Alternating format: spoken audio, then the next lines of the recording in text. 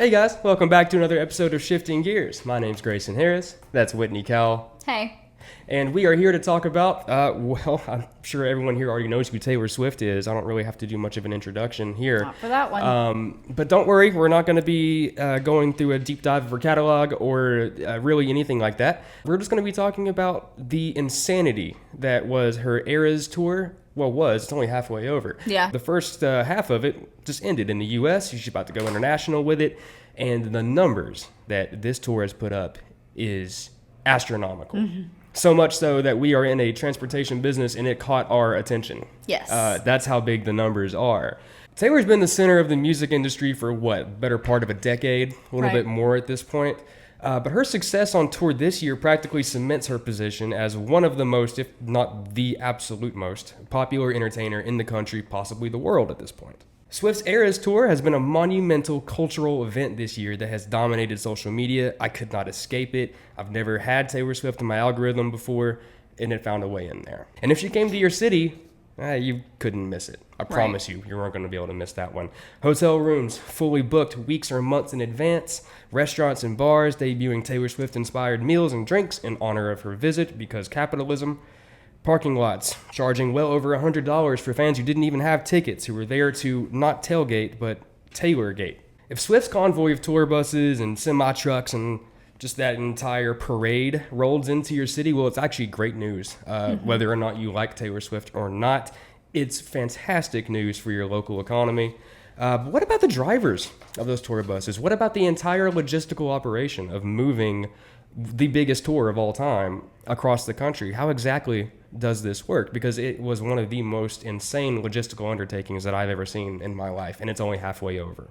So first, we're going to get into the economy of the Eras Tour, because that's really where some of the eye-popping numbers come from. Swift announced the Eras Tour back in November of 2022. This was actually going to be her first tour since 2018, so it had been 5 years. Since her last tour, she had also released 7 Billboard #1 albums, including some re-releases of some older projects as part of her Taylor's Version campaign. Which was incredibly smart. Incredibly smart. The business savvy of this woman is incredible, as you will soon find out. But also 7 Billboard #1 albums, that's insane. Yeah.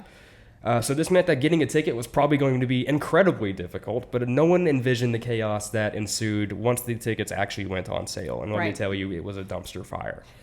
So this is when Ticketmaster sort of became infamous, I would say. I don't think anybody loved them anyway, because hidden fees and whatnot, $70 of convenience fees. Sure. But this actually got Ticketmaster in legal trouble, this entire debacle. Fans were able to gain early access to pre-sale tickets through Ticketmaster's verified fan program. More than 3.5 million people registered, the largest in Ticketmaster's history, by the way, with about 1.5 million actually granted access to the pre-sale. However, Ticketmaster was hilariously unprepared for the onslaught of Swifties and bots. Who wouldn't be, though? You know what I mean? I think it's understandable that they crashed the site. There's not very many infrastructures that I can think of that can handle Swifties at their max. I mean, it's a force to be reckoned with, frankly. Yep. Here's where the debacle really started to unravel. Fans were complaining of hours-long wait times, glitches during the checkout. Basically, all the tickets would just disappear from your cart since you've been there for an hour or 2 or 3 or 4 or 5, and then it just disappears out of your cart. And on November 17th, Ticketmaster threw their hands up and said, "We give up." They canceled the general sale because all the tickets were basically just illegally or unethically obtained pre-sale-wise. So they were just like, all right, open market, take care of this. And boy, did the open market have a field day with it. Yes, they did. Ticket prices were astronomical to begin with, due in part at least to Ticketmaster's dynamic pricing model. So the more in demand a ticket is, the more expensive it is. And this is the most in-demand ticket in the world. So you can imagine how expensive those tickets were getting. For the absolute cheapest seats, you're looking at least $400. I mean, that's the cheapest seat in the cheapest city, in the cheapest stadium that's on the tour. I went to a concert recently and paid $35 for a ticket. And that's reasonable. That's what we should be And I look paying. at that and I'm thinking, that wasn't even the worst seat that I could have picked. Yeah. But some of the highest prices, if you were so inclined and had the disposable income to do so, $35,000 at Allegiant Stadium in Las Vegas, $38,000 at AT&T Stadium in Arlington, $90,000 at both MetLife Stadium in New Jersey and also Lincoln Financial Field in Philadelphia, and $100,000 at Soldier Field in Chicago. And these are just the reported figures that were put up on like credited resale sites. Could you imagine? No. No, I cannot to answer that question. My bank account would be flagged so fast. Oh my goodness. I tried to do that. Yeah. So Taylor and I went to the same high school. Fun fact. When she first started, coming into fame, she just invited like the dance team, the soccer team, and like a couple of other, athletic teams from the school to just come to the concert, and the dance team like performed on stage with her. Oh, wow. She's known for her generosity. It's just, it doesn't always make the headlines because sometimes it's quiet, but I feel like this one wasn't very quiet. So clearly, tickets were very hard to come by and extremely expensive. But the economic impact of the Eras Tour does not stop there. Mm-hmm. The cities that Taylor visited enjoyed significant boosts to their local economy due to the influx of people spending money on hotels, restaurants, other things around the city. And when I say significant boosts, I'm talking like hundreds of millions of dollars for each of the cities on tour. For example, Taylor's 3-night visit in Chicago resulted in over 44,000 hotel rooms booked each night. That's roughly 132,000 booked hotel rooms over the course of 3 nights, assuming that no one doubled up, basically. Right. Another example here, Taylor had 6 sold-out shows in LA, which is already insane on its own merit, at a stadium that holds 70,240 people. So again, if we assume no one doubles up and goes multiple nights, which I'm assuming there are people who do that, of course, but let's say there's not, that means that's 421,440 individual people over the course of 6 nights. It's estimated that those 6 shows brought in roughly $320 million for the city of LA through direct, indirect, and induced impacts. $320 million for a week of Taylor Swift. And that's in one city. One big city, granted, but one city. Yeah, I mean, true. The city size does matter in this. Yeah. And on top of that, it actually even created 3,300 temporary and permanent jobs. So literally stimulating the economy, helping the unemployment rate. We love to see it. And these are just some of the numbers from the U.S. leg of her tour. Swift is taking her tour around the world next, and the global economic impact is going to be felt all over the place. Like, it's going to be quite a bit more impressive, probably, than what she's done in the U.S. Oh, I'm excited to see what round 2 looks like. Yeah, her global economic impact is about to be insane. It's bananas. It's estimated that by the end of the full world tour, Swift's revenue could reach as high as $1.4 billion for this tour. $1.4 billion. So to put that into perspective, the most lucrative tour of all time is Elton John's ongoing, for 5 years now, farewell tour, which has generated close to $900 million in revenue. These figures, these numbers, this isn't just good news for Taylor, and it is great news for Taylor, don't get me wrong. Oh, yeah. But it's also great news for the global economy. Concert goers are spending an estimated $1,300 per show on average, including tickets, hotels, food, etc. If this keeps up, then the Eras Tour could result in over $5 billion in total global economic impact. You kind of just have to let that one sink in a little bit. And then just in case that doesn't really resonate with you, I'm sure this one will. If Taylor Swift's tour was a country, then its GDP would be higher than 50 other countries. We have to think, okay, this is the biggest tour of all time then. This is clearly the biggest tour of all time, almost nearly possibly doubling up the current record holder by the time it's all done. What are the logistics behind the biggest tour in world history? Because they have to be insane. Oh, yeah. Right? Concert tour logistics are already complicated enough for a big act, let alone a superstar like Taylor Swift, who hasn't toured in 5 years.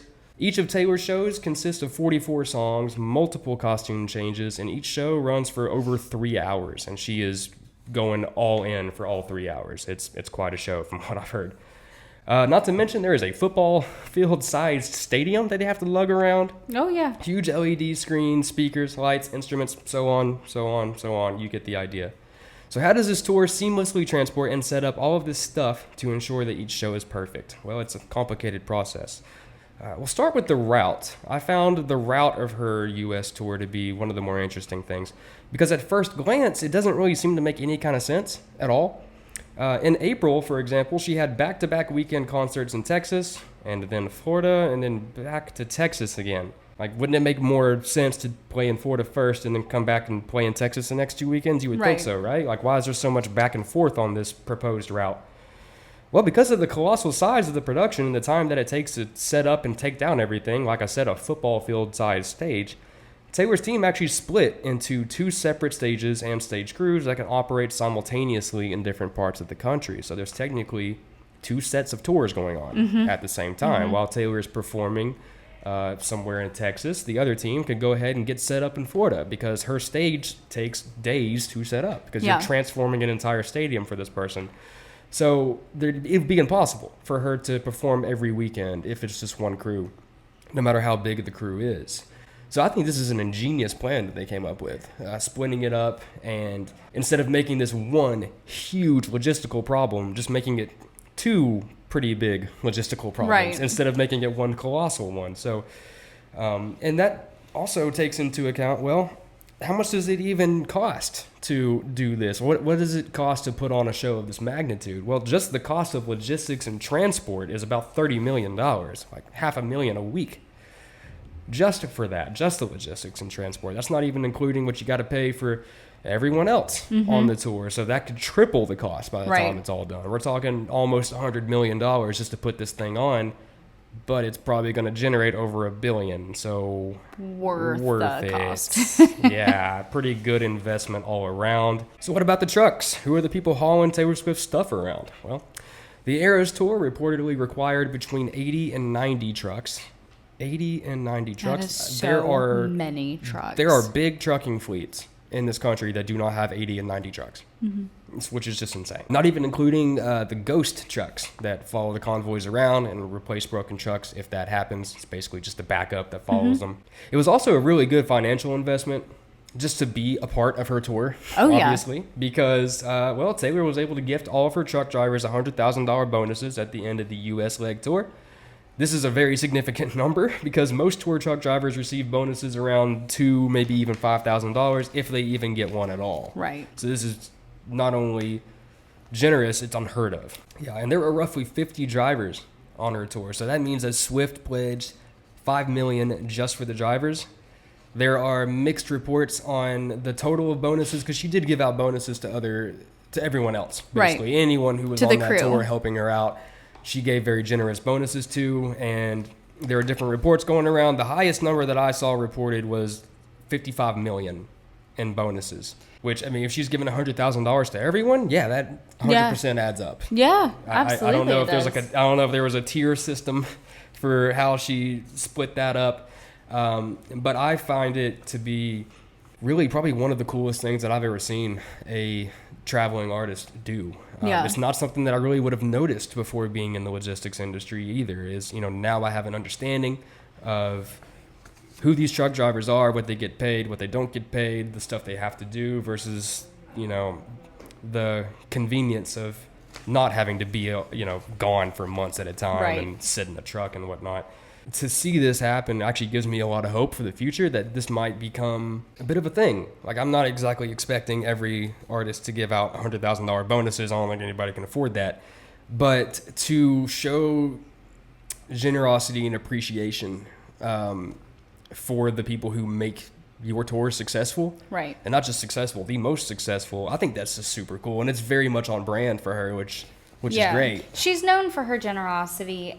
I think it's very encouraging watching her generosity grow with her fame. I think we lose that sometimes when we're speaking of artists. Of course. And like you said, she set quite the bar, quite the standard for what I would consider our A-list artists that are on tour. And I do hope to see this sort of paying it back to the industries that are involved. A lot of these are industries that we don't think about often. There are sound techs, lighting techs, there's additional performers, there's the band, there's the setup crew, the teardown crew, there's the stage managers, there's the producers, there's the directors. Like, there's so many people involved. And then when you get down to the venue, there's, security that has to be set in place. There are volunteers that are used, like I said, for setup and tear down alongside companies, alongside with who the venue had. Like, there's so many different contract negotiations for food,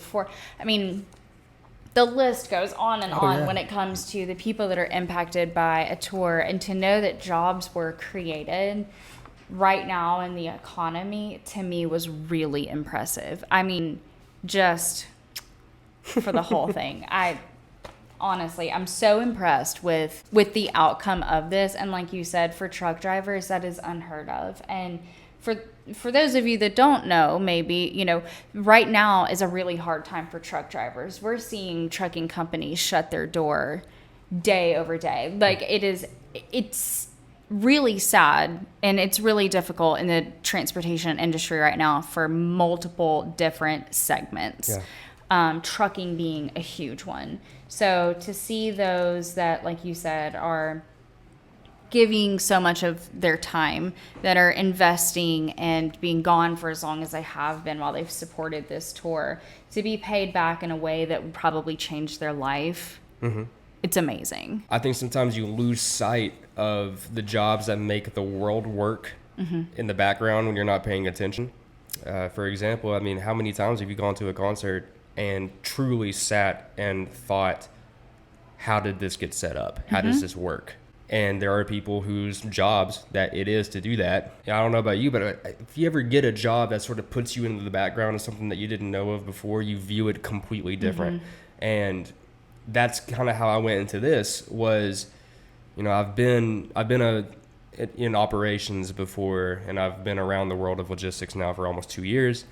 And so that's given me a new perspective of, when I here is the size of this tour, my first thought is, well, how many trucks did that take? I think my first Google was how many trucks were on Taylor Swift's tour, before ever even getting into like the economy of it or whatever. It also gives me a new appreciation, really, just for the profession as a whole, of this being the logistics manager of a concert tour. Has to be one of the most stressful, hair-pulling jobs I've ever seen in my life. Oh, yeah. Especially for something this grand and global.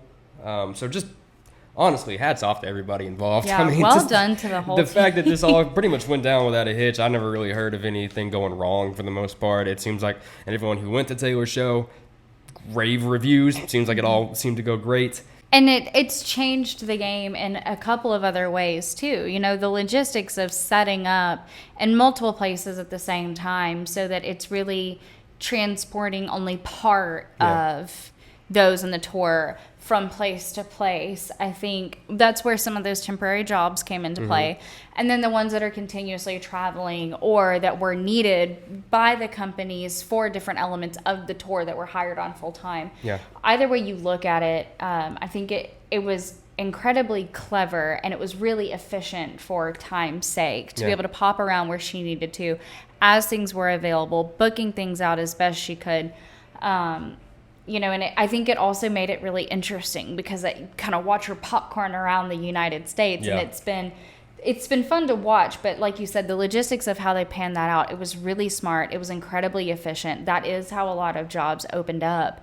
And my gosh, that is so many trucks, so many moving pieces to keep track of, and not just one setup, but two, not just, one big, like it's literally double the efforts. But I think we're seeing how this paid off. If an artist can afford that, I think maybe take a page from her book. I love that a lot of things, like we're having a hard time pinning down the numbers, like you and I discussed before the podcast. This isn't something that was publicized. This wasn't something that she made that there was a press release about. This isn't this was not a publicity stunt. She didn't take a video of herself handing someone a check. Correct. Yeah. And this, like I said, she's been doing this kind of stuff for years. In our hometown, there was a flood back in 2010, and she completely tore down and rebuilt the playground with more sustainable materials so that it wouldn't be ruined if this kind of thing ever happened again. And if you can break down and kind of follow her path, you'll see that she's been giving generously all along. But like I said, to see something of this magnitude, especially coming out of COVID, when she's back on tour, it's like her re-entering into the public eye in a huge way, and I'm here for it. Yeah, the value this has for the economy. And it Right. also shows, like, you know, maybe we're not heading towards that recession that everybody was talking about, because we're just spending $1,300 a person to go see Taylor Swift. So the buyer power seems pretty good right now, I would imagine. So thank you, Taylor. All that being said about Taylor Swift, we just talked about her in great length, and I still don't think I really even know much about her discography at all. Like, if I heard a Taylor Swift song, I would be like, yeah, that's Taylor Swift. I know what her voice sounds like. I would not know the name of the song. I wouldn't know the album. I wouldn't know what year it came out. I would just be like, yeah, it's Swiftie. Sure. I mean, I don't know about you. Do you know anything about I know her older stuff. her older stuff? I would probably be all right I'm with the older probably stuff. not the friend that you would want to phone. Yeah, that's probably fair. But we do have a Swiftie in our mix. Back here in the Peanut Gallery, we have Grace, who is, like we mentioned earlier, she actually went to a Taylor Swift show. And she's going to play a little game here. She's going to play 5 seconds or so of a popular Taylor Swift song, and we're just going to see if we even know what it is. We're going to take a guess, Okay. and I didn't brush up on my... well, neither did I. Okay. Yeah, Grace did a good job of keeping this idea secret from us, so there is no cheating here. I'm even going to put this down. Here is the first song. Okay. You Belong With Me. I got that one. No, It's not the song? absolutely not. What's it called? We Can we hear a few lyrics? No, I know what it is. I just don't know the name. 5 seconds. Yeah, them's the Oh. rules. Those were the wrong 5 seconds Them's the for rules. me. No, I have no idea what just happened. I mean, it was very banjo-y. I like that. Yeah, yeah. Dude, okay. It's one of her most popular songs. It was on the radio in probably about 2008. So this is what's killing me is I absolutely know this song. I could sing it right now. I know the lyrics. I know Is it almost our every song? word. No. Okay. Like, I know the song. I just. All right, just spill Romeo and Juliet. Romeo and Juliet. Oh. It's not. No, well, Nick, just tell me that. We're not Love gonna Story. Love Story. Oh, All right. it's a love story. Baby, just say yes. All right. What you got next for us, Grace? This is how I feel when we do sports, by the way. Oh, don't worry. That's coming up for you soon. All right. Are we ready? Yep. Yep. Once upon a time, a few mistakes ago, I was in this. I know the song. Oh, that's Trouble. Oh, it is. Yeah. It's technically called I Knew You Were Trouble, Well, but same thing. somebody's in trouble. Whatever it is. It sounds like I'm in trouble. I can't figure this out. All right. This one comes from her first album. Oh, throwback. We got a Oh, throwback okay. here. Go back a couple years. I got you. I'm in 8th grade. Yeah, definitely.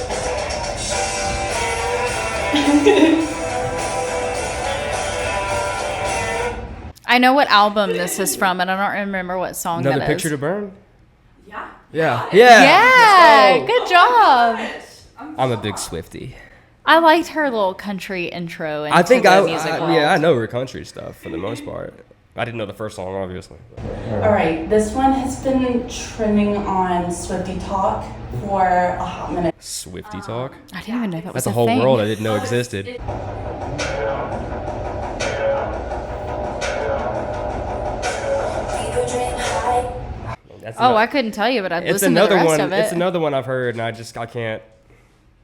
couldn't think of the title to save my life. All What is right. it? Well, it is also the opening song to her concert. It is called Cruel Summer. That was Cruel Summer. Oh. Dang it. I'm like, what, 1 for 4 right now? Same. We've got one more. We got one more. Oh, this is going to be a tiebreaker Is this an right easy here. one? Probably not if it's the last one. Oh. All right, so this is winner take all. Whoever gets this one, if either of us do. Here we go. This one's really hard. We're wasting seconds. What the heck? Okay, that sounds like something from like 2002. I thought that was hip-hop Coldplay. playlist. I picked it. I was like, this is gonna be really I hard. think that that's not even Taylor Swift. I have no idea what just happened. That was Gavin DeGraw. Can't fool me. Can you pick another 5-second clip just for this Yeah. last one? Like maybe in the chorus or something, if possible. None was mine. It's cool, but don't let it's harder. Yeah, I've never heard This that song. song was playing in the mall recently. So On radios. Mall. I have no idea. I have no idea, but it's popular enough that like it's played in shopping centers. It's called Look What You Made Me. Oh, okay. I've heard that. I know that song. Yeah. I don't know that I would recognize such a small clip of it. That's why I picked it. I was like, let me just embarrass them. You did. I'm not gonna lie. So you embarrassed me not because I'm like I don't know what any of these songs are, but because 4 out of the 5 I was like I know it. No, I don't. Yeah. And that's actually so much more frustrating than just sitting up here and being like, for me to be like, oh gosh, I think I'm like singing it in my head. You're making me sing Taylor Swift songs in my head to get this right. Oh, so he's like a wannabe Swiftie. He's like, I know it, but I'm not involved enough to like. I actually knew every song. I knew all the lyrics. I just didn't want to admit it. On that note, we will see you guys next week. See you guys.